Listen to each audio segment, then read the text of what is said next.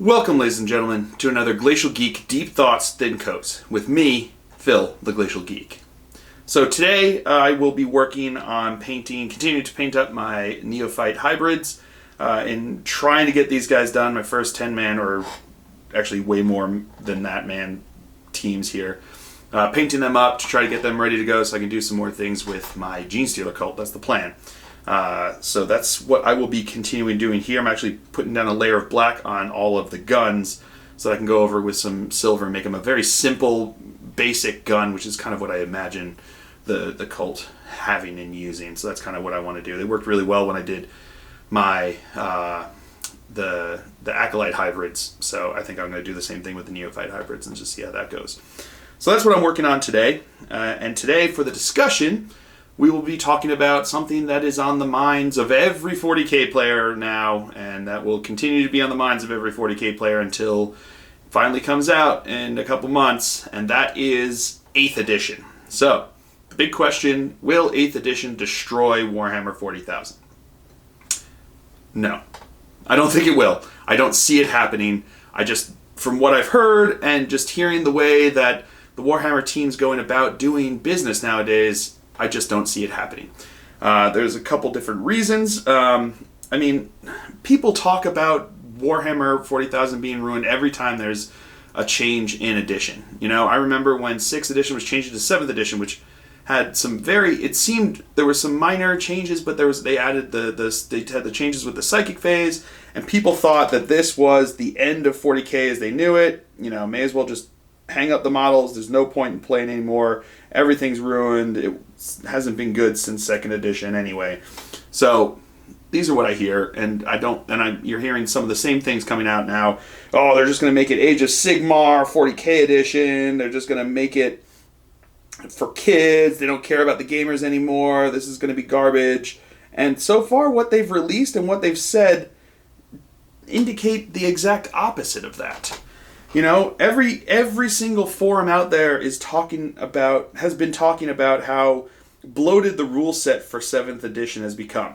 That there are so many different rules, so many different phases, keeping everything straight, and for every rule, there's another rule that contradicts it. These aren't clear. That's not clear. How do these interact? Because of the way they've expanded the game in this last edition, they've really changed the dynamic of how 40K is, and the universe, and all of the different weaponry and different ways of playing the game. So with the edition, with a lot of formations and things like that, detachments, it's changed the game to the point that now the rule system needs a reboot. It needs a re-examining to allow us to get back to a point where the rules work together and they work well, and people can understand them. Because I hear a lot of complaints from new players that it's so difficult to really grasp how things work. And I don't think that 40K is ever going to become a very simplified game. I don't think you're going to see it turn into chess of the 41st millennium. But I think what you will see is a changing of the rules so that it's simplified and it gets back to, generalship. So that when you sit down at a table and you begin to play, the point of the game is to see who can be the better general and marshal their forces in the best way and come out as the victor, as opposed to who can, break the system better. I think there will always be an aspect of that, but at this point, that seems to be a big complaint that people have, is that it doesn't, come down to tactics anymore. And I can see that. I still think you need to be a good tactician. You can't just, you can't give a newbie the new Yanari forces and expect them to beat, a veteran 40K player. But I play 40K more than probably most any other player out there. I'm putting out multiple games a week, and because of that, I'm filming. I'm also playing in tournaments, and every once in a while, I'll play a fun game too. Most of my games are for the channel, I'm not going to lie.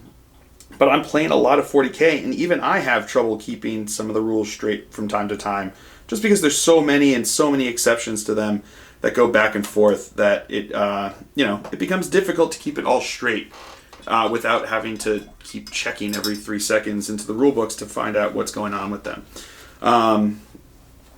So hopefully 8th edition will be able to handle and change some of those aspects and streamline things and make things easier to understand and less complicated, so that you can go there and you can consciously think about what you want to do with your army as opposed to trying to remember every single rule.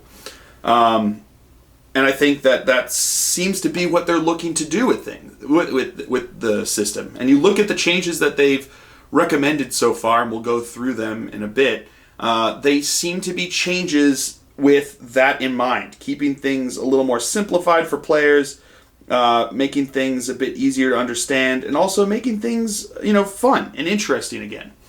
Again, I still think it's fun and interesting now at 7th edition, but I think it, change things up, see what happens, and throw something new at it, which I think has been what they've been doing with the supplements and the different formations and coming out with different armies, has been, throwing some things out there. See what changes, see what works, and see what doesn't work, and allowing the players to experience something new and keeping them on their toes so that they don't just go in there with the same army day in, day out. They change things up so that they can fit into a new formation. Or maybe they change things up to take advantage of a new rule, and it makes people think about the game more now, which I like. And I think that they're going to continue that way. But in order to continue that way, you kind of have to streamline the rules so that people can think about their army specifics as opposed to trying to figure out how different rules interact and how different rules contradict each other and how different rules, which ones take precedence at different times. So with that in mind, we can kind of go over a bit of the rules that they've had recommending, that they talked about that they're recommending. And they hedged their bets a bit with this. They said they're working on these rules. Hopefully you'll see them used in the future. Because I think they're testing out to see how the fan base responds to these different ideas and responds to these different thoughts before finally making an official call. It also sounds like they're really trying to work through to make sure that they work, that they're not just writing down whatever, throwing it against the wall and hoping that it sticks. It sounds like they're working through what the rules do and figuring out if they work or not. When they were talking about, which I'll get into later, about the units that charge should attack first, they're trying to see if they can work that in. That sounds to me like it's someone that they're going through and actually play testing and figuring out how it really interacts, so that, the thing I keep hearing is, what if a unit of dudes with power fists manage to get off the charge? Are they all going to get to attack first and just wipe everyone before anyone else gets to have a chance? Maybe that's what they look to do. Maybe they want to make assault into an integral part of the game again, because at this point, assaulting has become more of a tertiary between objective hopping and shooting, taking the two primary ways of winning games now. I feel like assault has fallen to the wayside a bit, and it becomes very difficult to run in there with an unwieldy weapon and expect to be alive to do anything. So I think they're looking to try to make that different, so they can have units that specialize in assault that are good at getting off that assault to be able to utilize their weaponry, which makes sense. If a Terminator's charging into the enemy, they're not just going to do it with their power fists in their pocket, waiting for the enemy to punch them in the face to whack at them. The second they get in range, they've got that power fist out in front of them and they're flailing into the enemy. So to think about it, they're full on charging into them. That's why you'd see back in the day when you would actually have military units charging, the shield walls would try to hold that first assault, and then they would go back with their fighting. So I bet they were trying to figure out something as to how that works and see how it interacts with everything, and see if it happens. But let's go over some of the ideas that they floated. Some sounding like they're more of a done deal than others. And some I think they're testing out in other ways to see how people respond to them. So the first thing that they talked about was having different ways of playing the game. As I've talked about in my other videos, like forging the narrative and how to truly enjoy 40K, I think that this is a brilliant idea. So they talked about having open, narrative, and matched versions of play.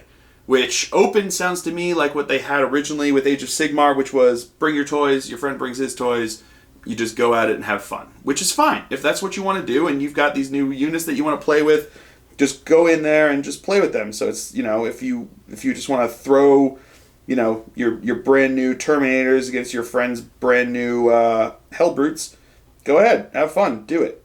Just bring whatever you want and just throw them against each other. Don't worry about points, just go in and have fun together. Which a lot of people liked about Age of Sigmar originally. A lot of people didn't like that. They wanted more. They wanted points. They wanted a way to balance out armies, and they wanted a way so that they could have it at least be somewhat matched between the two forces. Which then brings into, I believe, the other two versions, which you have the narrative play and you have the match play. I think match play is probably going to be a streamlined, competitive version of the game. So you're going to have points for units, and the units are going to be following certain rules that are really going to be worked out to be fought in a competitive manner, so that they all interact together. They all follow the same general set of rules. They're going to be, I imagine there would probably be maybe less rules that contradict each other, less conflicting rules, more of a streamlined where it's, if this unit's charging, you know what it's going to do. You know what it can do without really having to look at the specifics. And that's what matched play sounds more like to me. Like you're looking to just have completely balanced armies fighting against each other so that the best general comes out, which is what you kind of want to see in a tournament. I could see them, making an effort to cater to the competitive aspect of Warhammer 40,000. You see that with them going to LVO. You see that with them going to Adepticon. They're acknowledging that there's competitive aspects to this game, that they're not just a model company anymore. They're a game company as well, and they have these rules and they have a system in place that people play competitively. And to be honest, the main rule book should keep that in mind, that not every game is beer and pretzels. Not every game is Garage Hammer. That some of these games are being played in tournaments with hundreds of people that have flown thousands of miles to compete against each other. And for that, you need a system in place that keeps things on an even keel, which you see with the ITC addendums, and you even see it with the FAQs from Adepticon or Nova, wherever it is, when they have their own FAQs out that change certain aspects of the game to balance things out, to balance out the gameplay for an even keel with competitive play. Because you don't want to go into a game and look across the table and just be like, well, there's nothing I can do. Because that's not fun in a competition. It shouldn't be about what models you can bring. It should be about how you play with those models. And it sounds to me like they understand that. Because they've been talking with the guys from Adepticon, they've been talking with the guys at Frontline Gaming from LVO, they've been talking with the big wargaming communities, the leaders of these communities, the ones who are holding these big giant tournaments, to see what it is about the game that they've found that needs to be fixed in order to have those kind of games. So I wouldn't be surprised if match play is a competitive version of it, and then narrative play would be your beer hammer, your garage hammer, the one that you can just do with your friends to have a fun game between each other. So maybe they'll have more rules involved in there, or some different aspects that would allow you to do different things if you take armies that fit within the general fluff of the Warhammer 40,000 universe. So if your friend is bringing,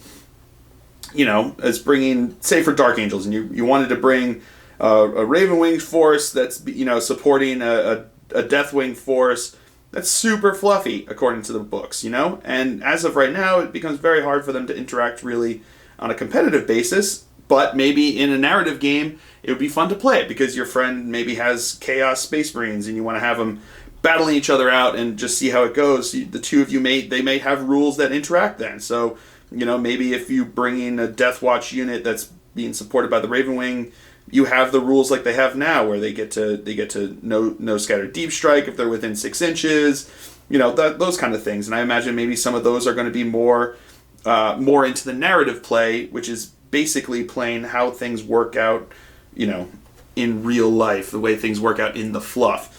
The kind of armies that you see in the books coming out of Black Library versus the armies that you see on there. So if you've got, a double Necron, the Harvest Cryptex all over the place, along with Riptide wings coming into an army that's not really narrative, it's not really fluffy, but it works really well, interacts really well for a tournament list.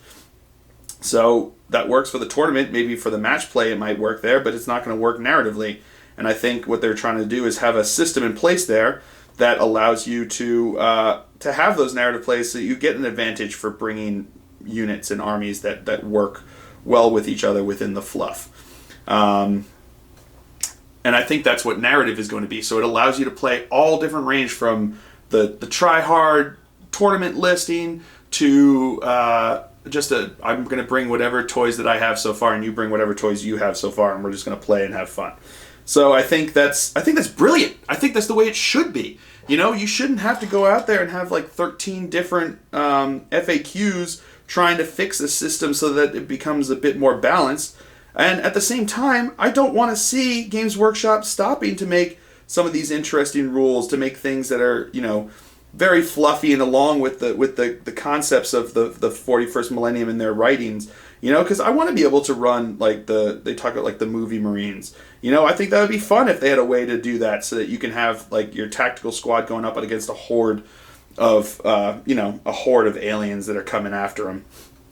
And just, to show the way they have it in the book and have a way to do that. But it doesn't work if you're trying to do that for a tournament. So you have a different rule set for a tournament.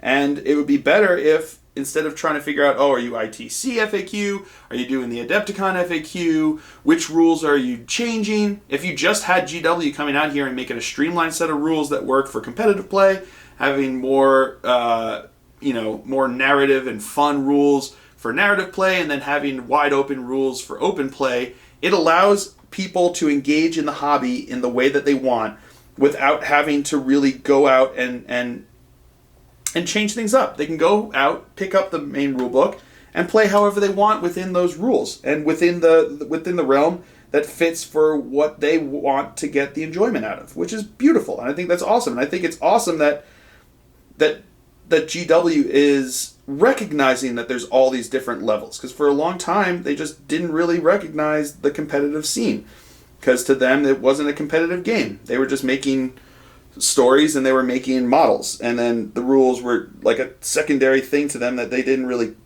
They came out and said it. They're not a games company, they're a model company.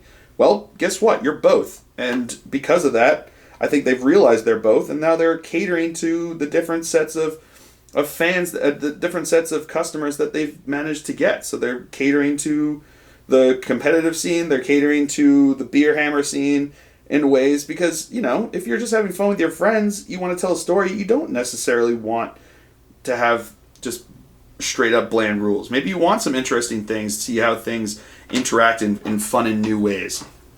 And if they can find a way to put all those different systems into one book, all the better. And I think that would be great. Another thing they talked about was movement stats, which I think would be a very interesting thing. You talk about Age of Sigmar, they have the War Scrolls, which are basically, codex entries for each of the different units that have very specific rules that tell what the different units can do. And they talk about having bespoke rules for each different unit so that they're individual, because that makes sense to me. I believe that Space Marines can probably run faster than a Guardsman. They've got big power on them, but those are all mechanically augmented, and they're superhuman strength. A Space Marine in the fluff is way faster than a Guardsman. But according to the rules of the game right now, they go the exact same distance. And if you had a 100-meter dash, they would come in at a dead heat with regular Johnny Guardsmen. So maybe it would be interesting if you had different units had different movement values, So maybe a Guardsman does still move 6 inches, but maybe a Space Marine unit can move 7 inches to show that they're a little bit faster, a little bit stronger. Maybe the Assassins can move 8 or 9 inches to show that they're lithe and athletic and moving faster. Same thing with the Eldar. Maybe instead of having like those jumps moves, like that the Tau have afterwards to indicate that they're just popping all around. Maybe they can move 10 inches, something like that. I don't know. I haven't worked any of this out. But, something interesting like that different units can have different movements to kind of represent how they are in the fluff would be great. I think that would be awesome. Then that way you also don't have to figure out, it's like, oh, well, this thing looks like a giant robot, but it's actually a monstrous creature. How far can monstrous creatures move? Okay, do they have move through cover? I can't remember. Let's look it up. What I can do is I can just look at the entry there and be like, okay, this unit, regardless of what it looks, says it can move 6 inches. So now I can move it 6 inches, and that's what its movement stat is. And it's right there for everyone to see. And, if your opponent doesn't know what it is, you can just show them the stat in the book. You can show them the stat on, wherever it is, however you're getting it. And that way that they can go and everyone knows exactly what's going on. So they don't have to be like, oh, no, this is actually cavalry. Yeah, I know it doesn't look it, but they're considered cavalry. Oh, I thought they can only move this. It takes away all of that confusion and that thought process. And it also takes away a lot of the, the uniformity that sometimes doesn't really sit right. Like I said, Space Marine should be able to move faster than a regular guardsman. Or an assassin certainly should be able to move faster than a regular guardsman. They're training, and they're training for athletic ability, and that's not what a guardsman. The guardsman's trained to just stand there and shoot his lasgun.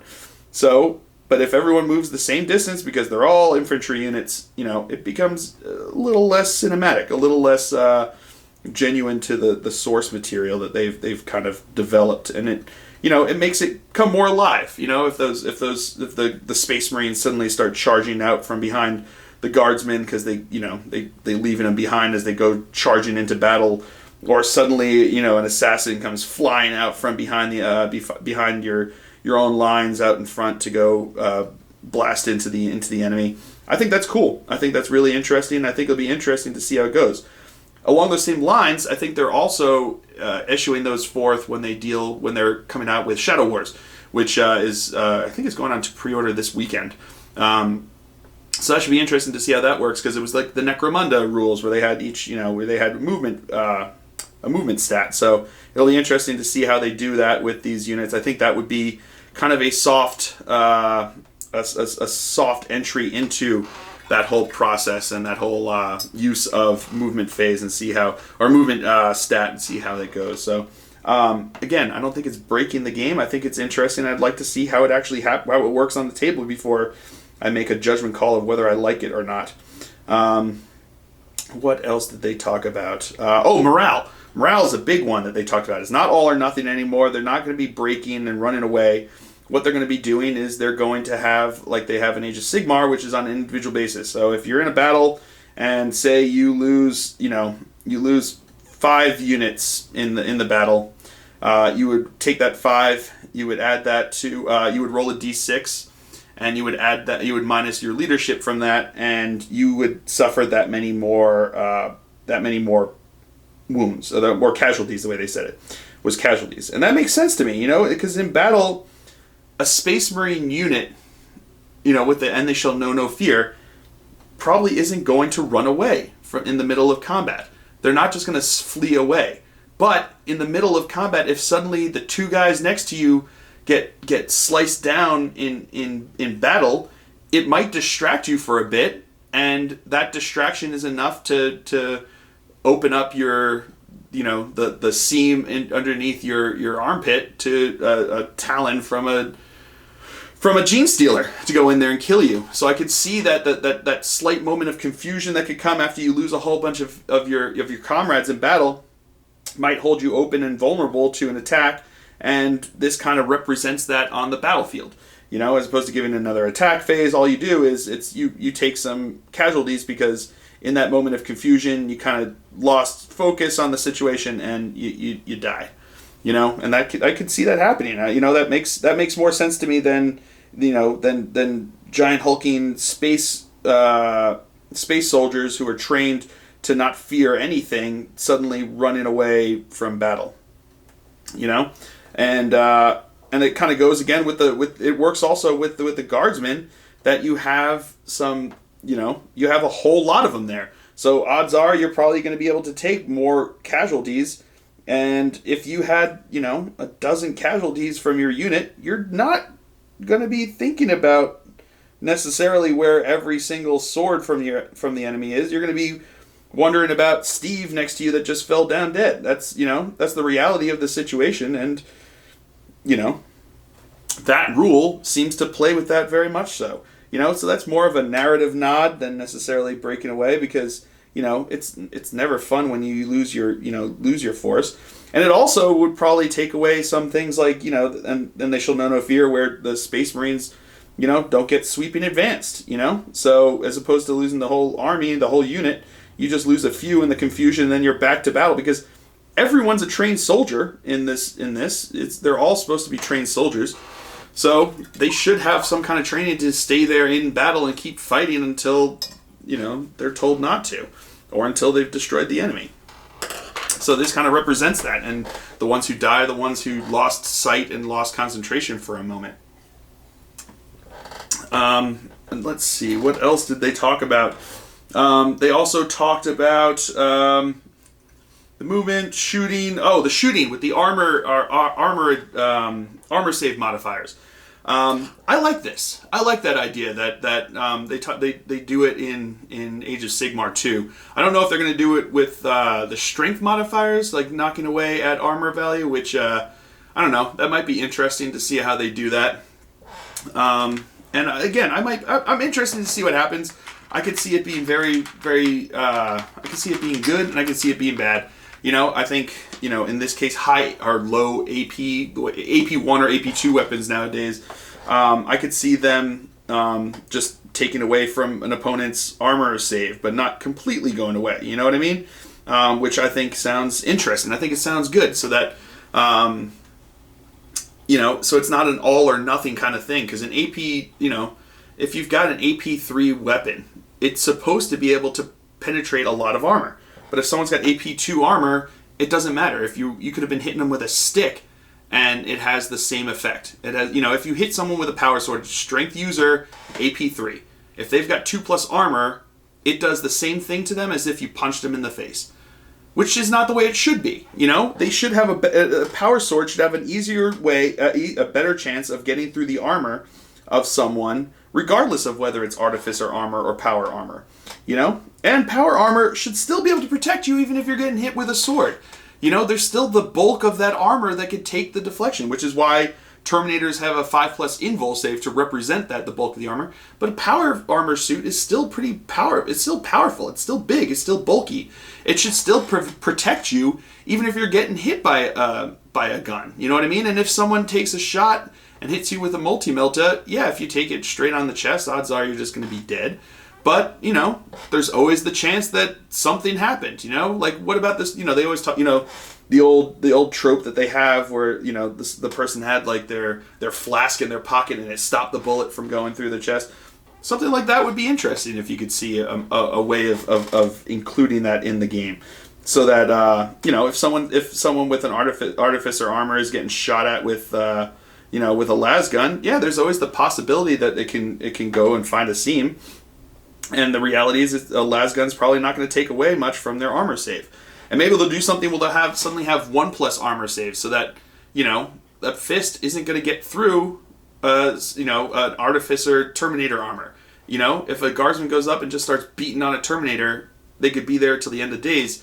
In the fluff, it's never going to cause a scuff, let alone a dent, let alone get through. Nowadays, if they apparently can possibly find a seam when they're just hitting them. So maybe they'll have 1+ armor where it requires some kind of armor reducer to even do any damage on there. So suddenly now you need a sword or you need a knife, which may be AP6, so that it gives you a -1 to their armor save. Which would be interesting. So it can keep going up, and bit by bit you get more and more saves, and the better your armor, the more that you can actually get a save from. So, who knows? We'll see how that works. I think I could see it being very good, so that eventually it will ignore someone's armor if you get hit with like a las cannon shot to the chest, and all you have is flak armor. I imagine it's still going to ignore your armor. But if you get shot with a las cannon shot to the chest and you've got, some kind of artificer Terminator armor, maybe it doesn't ignore it completely. Maybe you'll still get a 6-up save to maybe there was some extra plating right where it got hit, or maybe it managed to hit on the pauldron and it happened to be thick enough to glance it, or maybe however it is. It would be interesting to see how that all works out. So it's not just an all or nothing kind of system. Because when you have all or nothing kind of systems, it gets kind of frustrating, Because you've been putting them in, you put in the effort, you paid a lot of money to give your Terminators that 2+ armor save, and suddenly now someone's like, oh no, it doesn't matter, it ignores it completely, there's nothing you can do about that. And it's like, well, that sucked, That sucked. I paid 20 points to give that guy, Artificer armor, and he's getting blown away just as fast as my guys with the power armor. What was the point of doing that? Why did, why is that? And I think that having this kind of modifier system where it's not an all or nothing, it's just kind of a gradual thing, makes sense, And at the same time, if I've got power armor and you shoot me with, a las gun, or you shoot me with a bolt pistol, like a bolt gun, they're gonna have, in real life, they would have a different effect on it, And I think that that's the way it should be, so that you can have a better chance of saving against that las gun, because it's just getting shot with flashlights, than you would having saves against a hail of bolt shots coming flying your way, And I think it just makes things a bit more interesting. So now suddenly those bolters mean something if you're going up against Space Marines, because they've got the extra power. They're supposed to be explosive rounds that are hitting them there. That's going to make a difference. It's going to make a difference on how your power armor protects you, and as if you're getting shot with, a regular bullet or a las gun shot. So, like I said, I think that's an interesting mechanic, and it'll be interesting to see how they enact it and kind of see how it goes. And I'm not going to pass judgment on it before seeing it in action, because I think that that's not going to be beneficial to anybody to kind of pass that judgment without actually seeing it in action. So, what else do we got here? Combat phase I went over. Oh, no, I didn't go over it. We kind of made reference to it. So combat phase, they talk about wanting to have units that charge going first, which makes sense, because if you're charging into the enemy, you're not going to do it with your sword behind your back. You're going to do it with your sword in front of you. You're going to be swinging. You're taking the initiative to get to get into combat. You're not just sitting back and waiting for the enemy to come to you. You're taking the fight to the enemy. And I think that giving the attackers a benefit for doing that would be great, Maybe what it becomes is, instead of like an all or nothing thing where if you charge, you go first, it gives you a bonus to your initiative, So if you charge, you have +1 or +2 to your initiative. So if you're charging in with Power Fist, you're still only probably going to go at, Initiative Step 2 or Initiative Step 1, or Initiative Step 2 or Initiative Step 3, but you would get the jump on the other Terminators with their Power Fist still waiting for you to come. Because that unit has been sitting back and is waiting for the enemy to come to them. The guys making the charge are flinging themselves at them, and they should have a benefit for it. So give them an initiative bonus. So suddenly now, if you're going up against the guy who's armed exactly the way you are, if you manage to get the charge off on them, you should have a benefit to that, because you've taken the risk and the initiative to go out of cover, to go and face off against their hail of bullets as you're charging at them, and it does something to ameliorate some of the advantage that Overwatch has, because I've had a number of times, especially when I'm playing my Dark Angels who have benefits to their Overwatch, that I'm sitting back and I'm like, you know what, I'm not going to charge, because I'd rather them come at me, and that way I can shoot at them, In reality, if I don't kill them with that shooting, I'm not prepared to fight. I've been paying attention to actually shooting them before they got into combat. So now when they get into combat with me, they're ready for the fight, because they took the initiative, they charged in, they knew that they were getting in close. It would take me a second to get around to figuring out what's going to happen, to turn around and drop mag lock my bolter to my side and take out my close combat weapon and fight into there. That's the reality of the situation, is that if you are charging, you're taking the initiative. You're getting the jump on your opponent, and they should be awarded some way. So whether it's all or nothing there, where it's just like a Power Fist gets to go first if it charges, or if it gets a bonus, so that if you've got a power fist and you're charging in against an assassin who's going to be going in initiative step 7 or 8, then yeah, they're still going to go before you because they're fast and the reflexes are really quick and they're able to respond to you better than would a guardsman or better than would another space marine. So, but if you're charging in against someone who's exactly like you, you shouldn't be swinging at the same time because you've taken the initiative, you've gone out, taken the risk of getting into combat, and you should be awarded. So maybe, like I said, that would be kind of cool, giving a +1 or +2 to the initiative of a unit that charged, or even higher depending upon what's going on, you know what I mean? So maybe there's different units and they can get into something like Crusader where if you specialize in close combat, you get an additional, jump boost to your initiative when you charge. It gives you the benefit of running bodily into the enemy. And I think that would be fun, and I think that would be good, and it would make it more cinematic, and make it more of an interesting little tidbit and a little change to things that I think would be cool and interesting, and make you think about things and give you a reason to assault now. So now I'm left with a situation where do I want to charge and assault him, or wait for them to charge and assault me so that I can shoot him again? Well, if I get the charge off, I'll have a +1 initiative. Maybe I can kill him before he gets to swing at me. But if he gets the charge off at me, he's got a whole lot of AP3 weapons. He's got a whole lot of high AP weapons there that are going to be able to get through my armor. I don't think I'm going to be able to survive that. So I better get the charge first. So suddenly now charging becomes, and assaulting becomes a very beneficial thing and something that people are looking to do, and it makes it a useful tactic again. Whereas before it kind of fell to the wayside because shooting was so much easier and so much better because you could be protected up until the point you get into close combat, and I'm going to get another shot off at you even if it was just a snapshot before you're in combat. You know what I mean? How many times have you been in games when a lucky snapshot in Overwatch takes down their enemy like at the last second?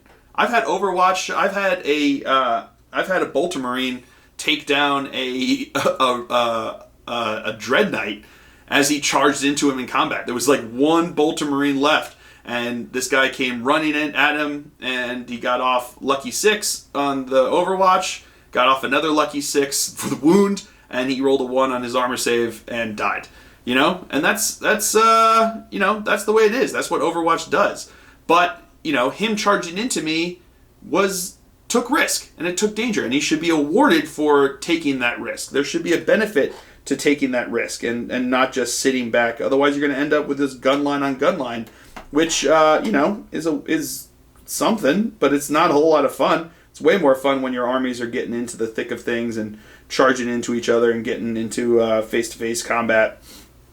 And this kind of gives that benefit. It also helps a lot of assaulty armies a lot more. So suddenly orcs have an advantage, Suddenly you can get back and your assault marines can actually do something again. Or suddenly your Tyranids have a use again. And it brings back those armies and makes them viable again, because the thing that they're best at suddenly isn't super sucky. There's a reason and a benefit for doing what they're good at.